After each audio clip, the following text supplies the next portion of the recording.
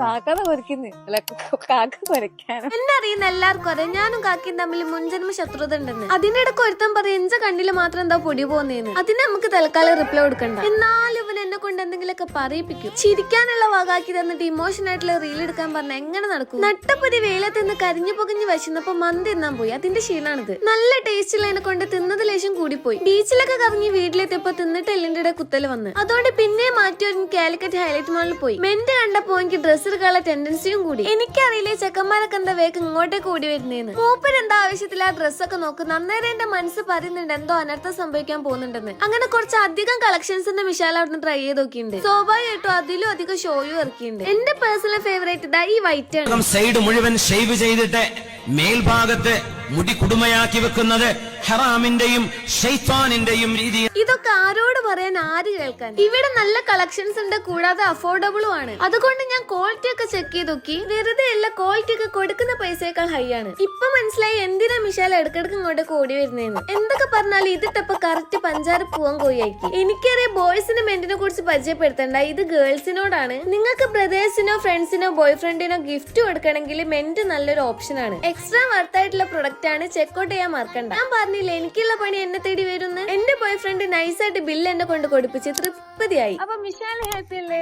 Double ആക്കും. അപ്പൊ ഇത്രേ ഉള്ളൂ.